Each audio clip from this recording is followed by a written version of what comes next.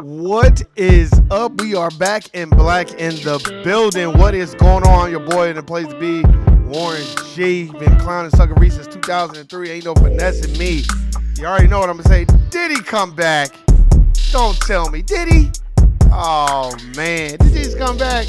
Man, what is going on? Shout out to everybody out there. Shawnee, Erica, Tasha, Mariah, 066, Screwhead, Erica. You already know what it is. Man, the homegirls, Miss Tanya, LaTanya, you already know what it is, man. It's Memorial Day weekend. You know, which I fucking forgot, honestly. You know, I wasn't even really worried about that shit. A lot of things change, man, when, you know, you have a lot of family members that done passed away. You be like, God damn. You start to get depressed a little bit. But, we gonna get into it today. We gonna discuss a lot of things, man. I'm gonna tie a couple of things into other things, and we gonna discuss some things today, man. We gonna get into a little bit of, you know, the violent part of the Texas shooting. A little bit. I'm gonna touch on that a little bit, but we gonna also talk about racism and justice, and how when it comes time for us to receive justice, something else takes place, and we forget about the black people being fucked over.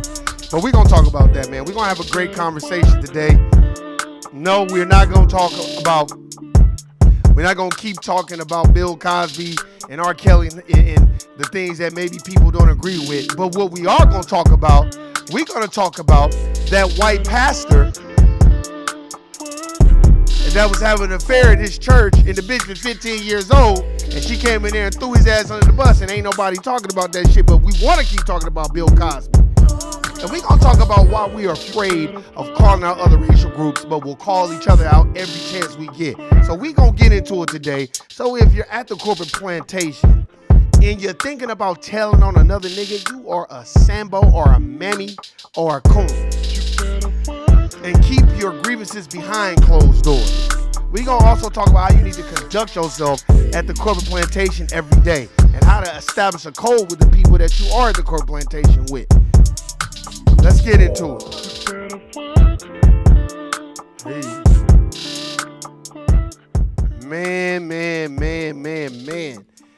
Man, it is so much shit going on today. And you know, I just, you know, when I see all this shit taking place, you know, RIP to the people out there with the Texas shooting, and I understand that, you know, but You know, and that is sad. I really feel like there's a lot of violence. Shout out to, I want to address something real quick. Shout out to my boy David from No Compromise. I didn't mention him earlier because I have to section it off. I just want to thank that brother for being consistent and doing the Twitter spaces with me every week. But I must address this. You know, just so people know, that Twitter space is for me and my brother, and I am honored to host that Twitter space so that brother could come on and give his knowledge, because I do feel like he's in the route, he's going to be an elder. I like to call him my professor. I like to call him my OG because he has a lot of knowledge. And what I'm not going to allow people to do, and this is no diss to nobody, but I'm not going to allow people to come into our Twitter space and try to take over the damn Twitter space. And I can't allow people, you know, no matter who they are, as my brother David is giving his perspective and opinion, which is valued by me. It's valued by me and the people that listen to this podcast. I'm not gonna allow other niggas to come in there and trample all over it and overtalk him and interrupt him. I'm just not gonna allow that. I'm sorry, but I'm not gonna allow that. This is not, you know, we're not gonna do that. You know what I mean? And I have a lot of respect for that brother David, and he does a lot of shit in the community, and his voice needs to be heard. And I'm just not gonna allow anybody to come into that Twitter space and just be cutting the brother off and doing it. And I know there's no ill will and people don't mean it that way, but I don't give a fuck. I'm just not gonna allow you to do that, because what he's saying is very important and imperative to me, and I'm learning. And if you watch the last podcast that I uploaded with my brother David, I had to kind of nip that in the bud, like, look, bro, we can't do that. You know, I love our people and I love my people, but we have to understand, man, when you're in, you see, let me break this down real quick. Me and David we're not clout chasers. So we're not out here doing it so we can get hundreds of thousands of subscribers, and that's not really my lane. My brother David knows that already. Erica, you know that. Tasha, you know that. I'm not, if trust me, if I wanted to do that, my family know. All I gotta do is just, I can record them. You think I'm funny, them niggas is funny, and I get 100,000 followers, but I'm not trying to do that. But I'm not gonna allow anybody else to do that. And when my brother David is speaking, we have to start understanding and having respect for people. And when people are talking, let them finish. You know what I'm saying? And we have to stop thinking because it's a Twitter space, I'm just gonna jump in there and no, we have to have order. And I'm not gonna allow people to do that. And I do apologize on that brother's behalf, because I don't think he knew what type of Twitter space I was running. But I'm like, hold on. Because literally, if you didn't listen to the last Twitter space, he just started jumping in and over talking my brother David. And my brother David is a very calm individual, and he's very patient. And that's what I admire about him. And I'm learning that from him. But I'm not gonna allow nobody else to take what I'm learning from him and try to do some other shit. Nah, man, you gotta get the fuck on.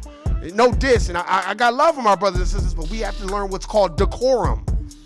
And when you're entering other rooms and other spaces, you can't just trample all over whatever they have set up. And I feel like if I don't establish that now, it's gonna be a pig pen where motherfuckers just do whatever the fuck they want to do. And I just can't allow that. So I just want to address that. And you know, I feel like when I'm asking my brother David questions, I got to give my brother David props. I felt like the questions I was asking him was dumb, and I was like, damn, I got to come on better questions. And then my brother David was like, man, these are good questions, Warren G. And I'm like, man, I'm all right at this shit.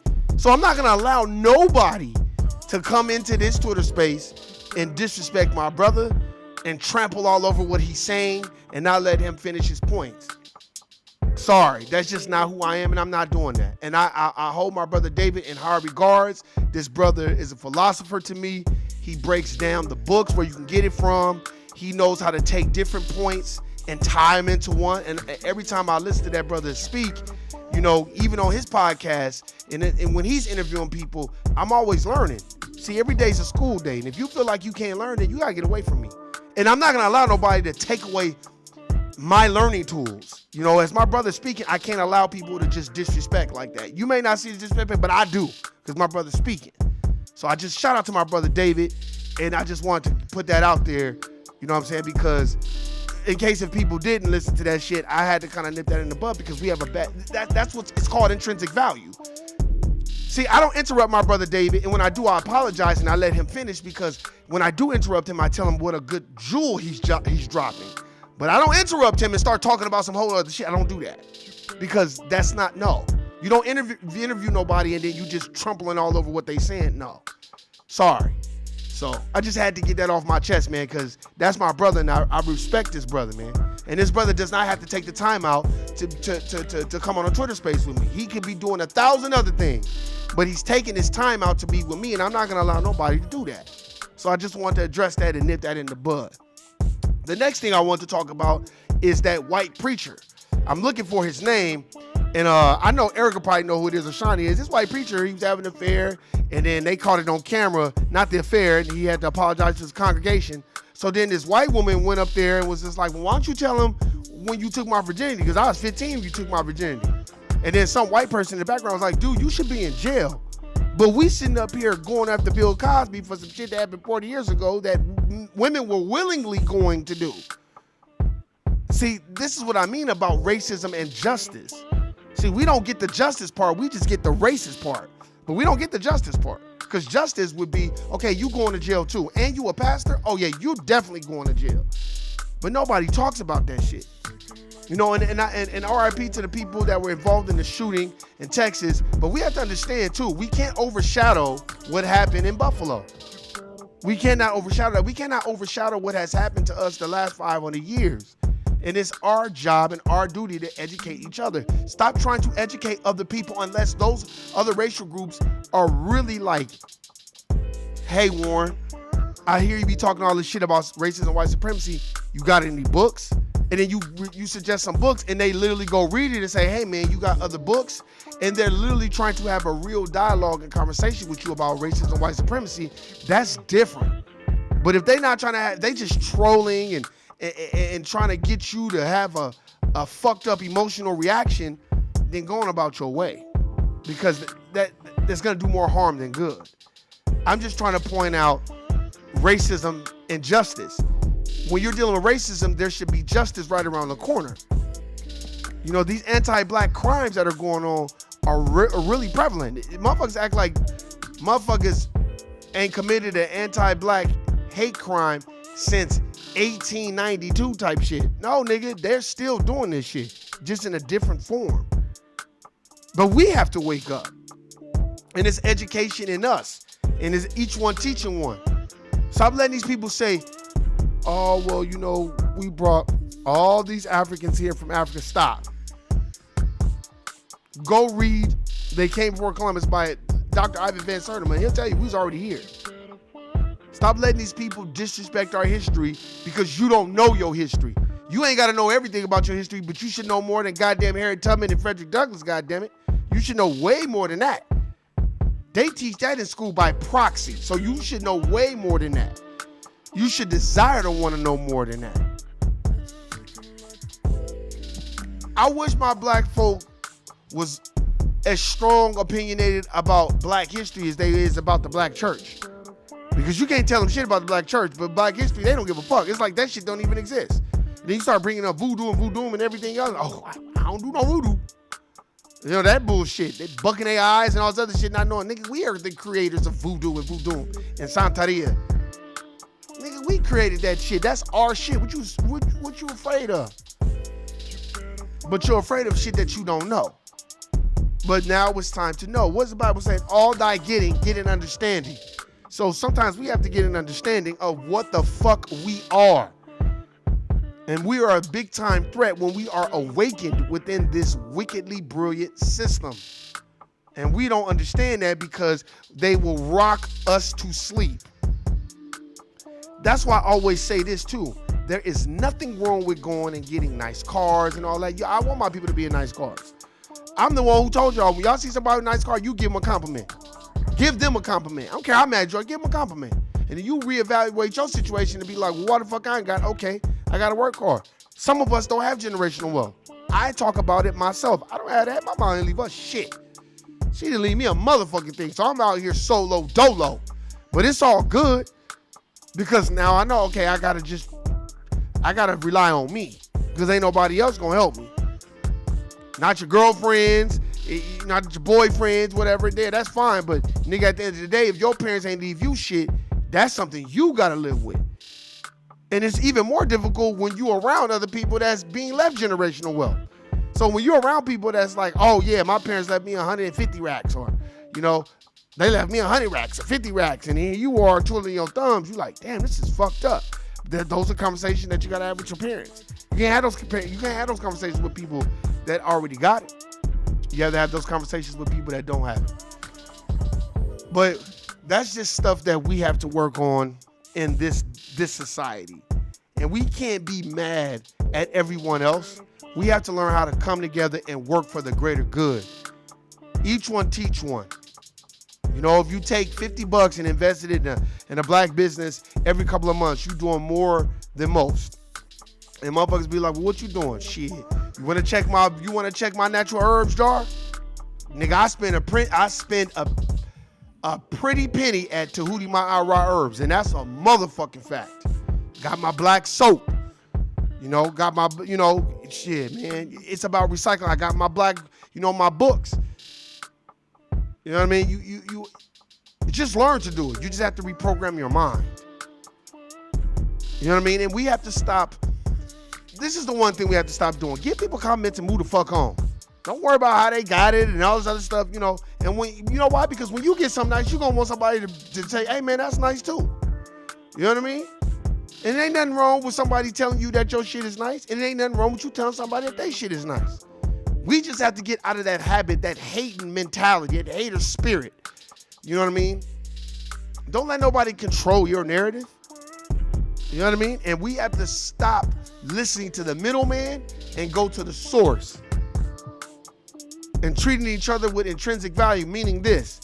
If you don't have a relationship with a nigga, and you don't really talk to that nigga, but you need something from that nigga, you better start from scratch.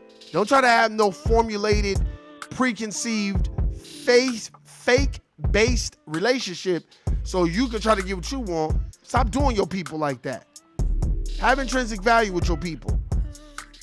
Start learning to pick up the phone and call people just to say, hey man, what's up? You good? You good? All this other bullshit. And our people, man, when we do come into a little bit of bread and we do our thing, go get you something nice. Go do what you need to do. But I would highly suggest you get stocks, bonds, 401k, and IRAs. And you're like, well, why you say that? Because let me tell you, the money will be going like that. And then when it's gone, you ain't got nothing to pull from, you're going to be mad. Especially if you come into a large sum of money, but you don't know how to keep generating money.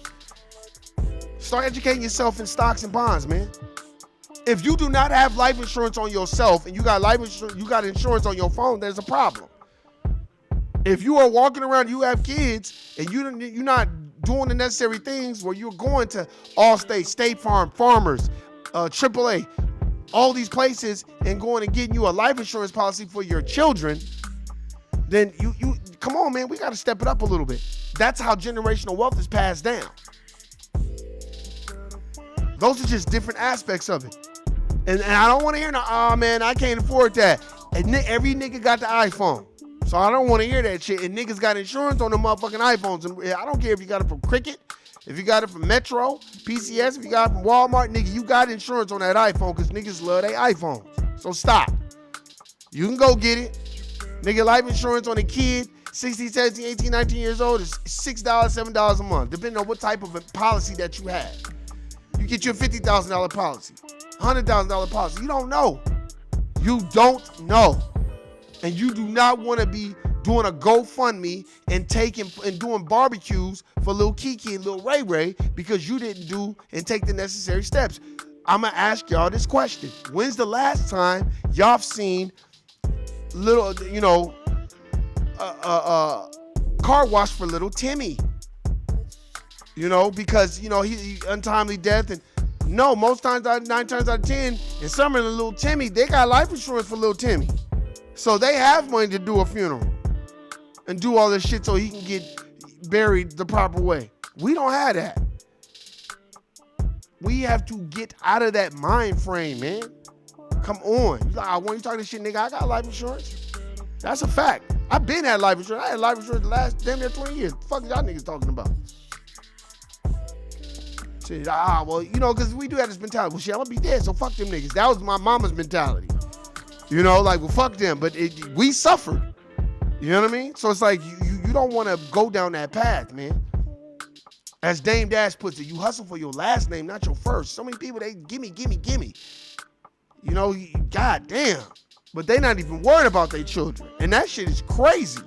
Because we have to be, you got to condition yourself to be worried about your offspring. Because black folk, we're always in survival mode. So we don't even understand what it is. That's why it takes it back to that point that David always makes. Nationhood. You know what I mean? Communicating with each other. Not having this vitriolic feeling like, fuck that nigga. You know, no, having this feeling like, man, that's my nigga right there. Man, what's going on? We don't have to agree on everything. Niggas don't agree with me all the time. A lot of niggas don't agree with me about how my stances are on the Black Christian Church until they really listen to it, and they still don't agree, but they understand my perspective. I don't think that the Black Christian Church is bad, but what I do believe is the Black Christian Church, they do a lot of politicking and a lot of they do a lot of benign neglect on what black folks really need besides religion. Okay, the religion part is good, but hey man, let's talk about financial literacy. We can talk about how we gonna pay tithes and nigga, we can't even be afloat. So those are just things that we need to discuss. You know, I really feel, you know, just in my heart that I just really feel in my heart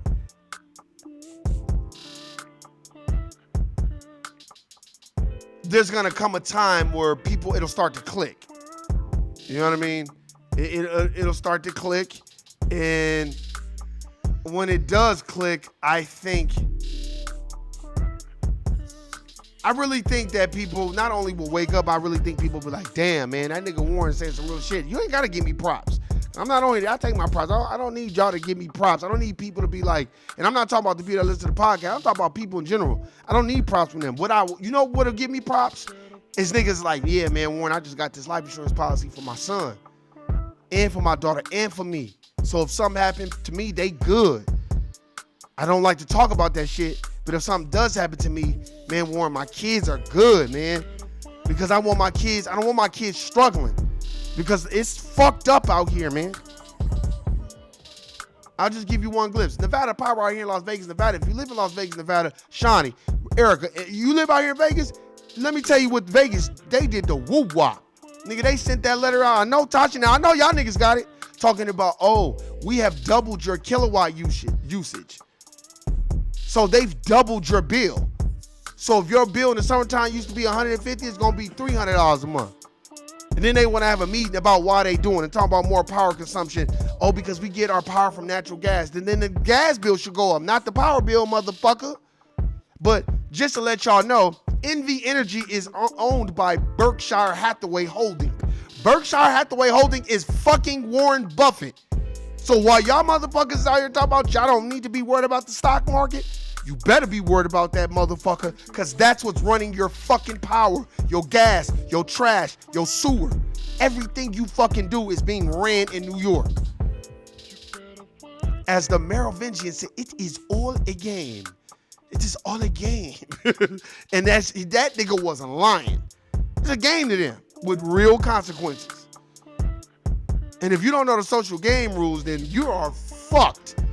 So when you go out and get nice things, you should get more support from your black community than from everybody else. You know why? Because we need to be some more supportive. Stop hating.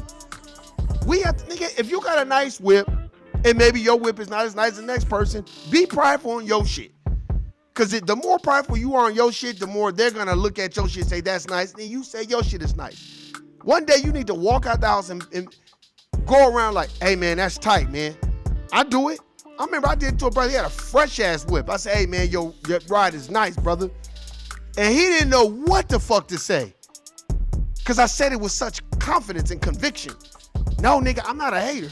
So I don't get up in the morning worried about how I'm going to finesse somebody. And all you finessing motherfuckers sitting around the house, bullshit, bum-ass niggas, dusty motherfuckers, you want to just be, let me see who I can finesse and who I can go around and all that. Man, get the fuck away from me, man. I can't deal with that shit. Grow up. Because ain't nobody giving you shit in this world. Not your partner, not your bitch, No, nah, nigga. Wake the fuck up. It's a new day. And if you want to be somebody and you want to go somewhere, you better wake up and pay attention. You know what I'm saying? Because a lot of people, we have a lot of wine cooler taste. We got a lot of champagne taste with wine cooler money. Straight up. You know? And if you like nice things, you want nice things, that's what you in, man. Do that. You can learn a lot about a person by what they spend their money on. If they like nice things, what you mad at? They can give you advice on how to get those nice things. Don't be dissecting on how they came up with the money and all. I ain't into none of that shit. That's why I don't have a whole bunch of niggas and shit like that around me, because nah, I'm good. I'm too focused and I got my own shit going on, so I don't have time for that. And niggas a lot of times be worried about the wrong shit and be in competition with each other and be low-key acting like they friends, but they in competition with each other. I don't have time for that shit. That's time-wasting mechanism bullshit. But man, of course, I went way over my time today, but it's Sunday. You know, after you get out of Sunday school, whatever, you go enjoy your life. Hey, for all you bitches and niggas out there at the Black Christian Church that singing in the choir and teaching Sunday school, I get it. When you get out of church on Sunday, you gonna go smoke a blunt, call a nigga, or whatever, you gonna fuck, drink, and smoke. Man, have a good time. You know, if you think you ain't gonna get into heaven for that, then man, that's between you and your higher power. But what you need to do is walk in your path, stay in your lane, and handle your business. And don't worry about what the fuck everybody else is doing, because everybody else is not worried about you. That's why when niggas ask me such and such, I be like, I couldn't tell you about the next nigga. I have no idea what the fuck they got going on, because I'm not worried about no other motherfucker like that in its entirety. I'm in my own little lane, in my own bubble, and I focus and I function that way. Well, why you function that way? Because a lot of times you want to take on other people's energy too. You know, because some people wake up with that hater energy. There's a difference between waking up angry. As Dr. Claude Anderson teaches, if you black in America, you're supposed to be angry. Your people built this country for free, without repayment. That's why it's so funny. Everybody else getting repayments and all this other shit, but everybody can comment on what the fuck they think we need for reparations. Man, fuck you.